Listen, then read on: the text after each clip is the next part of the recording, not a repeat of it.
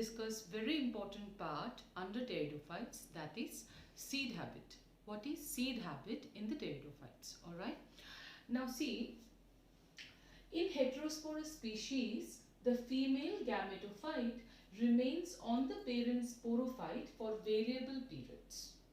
Isn't it? So basically, in the heterosporous species, if we talk about, the female gametophyte means the female prothallus that bears the archegonia, it remains on the parent sporophyte for variable periods, and the development of the zygote into young embryo also takes place within the female gametophyte itself. Now these two events that occurs in the pteridophyte that have been only seen in advanced higher plants, that means the gymnosperms and angiosperms, and because of these two habit or these two tendency or these two phenomena, basically a plant can successfully become a seed plant. So these two steps, which are very important towards seed formation, they have been successfully taken up by certain pteridophytes. Which pteridophytes? The heterosporous pteridophytes. Alright. So this event is a precursor to seed habit or tendency to seed formation. Hence, heterospory leads to seed habit in plants. So do remember, this is very important. The heterosporous pteridophytes, they have taken two very important or crucial steps that will lead to seed formation. Okay, so they are you can say precursor to seed habit, means they have taken the initial steps to seed habit.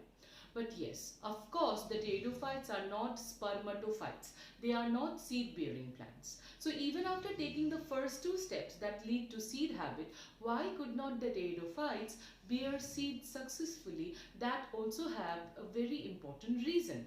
The reason is this. See here, heterosporous species could not be successful seed plants of cryptogams because, so that means they cannot bear seeds. That's why they are also called cryptogams. Okay, the seed bearing plants are called phanerogams. Alright, so see here, heterosporous species could not be successful seed plants because of these two reasons. First, they have no protective structure like integuments surrounding the megasporangia. So basically, if you remember in the morphology chapter, I have told you, I have given or discussed with you the structure of ovule, isn't it? Within which the megaspore remains, that means the egg remains, right? And you know very well that in advanced plants like angiosperms, the ovule within which the egg remains surrounded by two protective layer of integuments. But here, in case of pteridophytes, I told you that the sporophyll will be a sporangia, isn't it? Now in heterosporous species, the sporangia that will bear the megaspores, that will be megasporangia, and the one that will bear microspore will be microsporangia, isn't it? Now that sporangia do not have any protective layer. It is completely free from any kind of protective layer. Integuments are absent. So of course then that is a kind of disadvantage towards seed formation. Now the retention of megaspores permanently within the megasporangia has not been established yet. Now see, in case of higher plants like our angiosperms, the egg, it does not go out of the ovule. Okay, it remains in its own place, secure and protected. It is the sperm that has to reach out to the egg.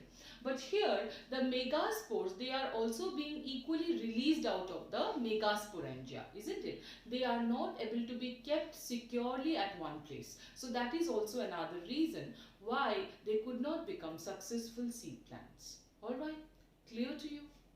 Now, finally, types of pteridophytes. Like in bryophytes, I have discussed with you the types of bryophytes in details. Here, detailed study regarding types of pteridophytes won't be required for your exam, but then you have to remember the categories, the subcategories, and some important examples from each category, and which are as follows.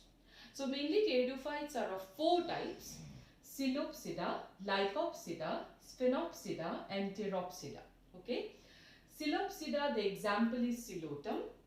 Lycopsida, the example will be Selaginella and Lycopodium. Sphenopsida, it is Equisetum, and Pteropsida, it is Dryopteris, Pteris, and Adiantum. Alright, this being the most advanced category of pteridophytes, which we commonly call as ferns. Alright, so that's all regarding the main discussion regarding the general characteristics of pteridophytes. Now we have reached the last part of our discussion, in which we are going to discuss the life cycle of ferns mainly, and then economical importance. Alright, so see here, for the life cycle of pteridophytes, you know very well, here the main plant body is sporophytic or diploid. So see, the sporophytic plant body or the diploid plant body during reproductive phase will bear fertile leaves called sporophylls. Sporophyll on its surface will bear the sporangia, and inside the sporangia will remain the specialized diploid cells called spore mother cells. The spore mother cells will finally undergo meiosis or reduction division, giving rise to haploid spores. All this while, all the structures were diploid. Now finally a haploid structure has been formed, that is a spore. Alright. The spores will germinate and give rise to a gametophytic plant body or prothallus, which eventually will bear antheridia and archegonia, the male and female sex organs. The antheridia will bear the male gamete antherozoid, and archegonia in its venter will bear the egg. The antherozoids and egg finally would fuse, that means syngamy will take place. Fusion of gamete is also called syngamy, okay. So syngamy will take place to finally again give rise to a diploid structure, that is the zygote. Fine. The zygote will continuously undergo mitotic division to give rise to a multicellular embryo, and the embryo finally will give rise to a well differentiated sporophyte, okay. Understood? And the life cycle will repeat itself. Fine. So can you tell me from this discussion what kind of life cycle it is? Whether it's haplontic, whether the haploid state is more prominent, or is it diplontic? Because the diploid stage is more prominent. We cannot say so, isn't it? Because see here,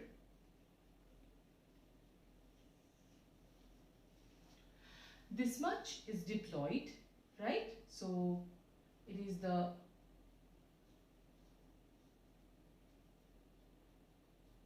sporophytic phase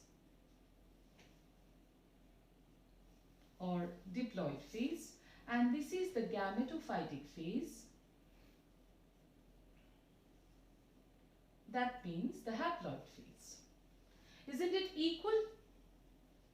Half is diploid, half is haploid. Isn't it? Equal it is. Just like the bryophytes. Okay. In bryophytes, the main plant body was haploid, gametophytic. But in case of pteridophytes, the main plant body is diploid, sporophytic.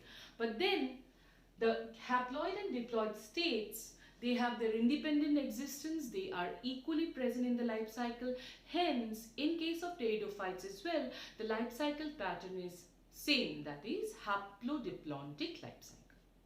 Do you remember algae? So far we have discussed algae is haplontic life cycle. For bryophytes, haplodiplontic, and for pteridophytes as well, it's haplodiplontic life cycle.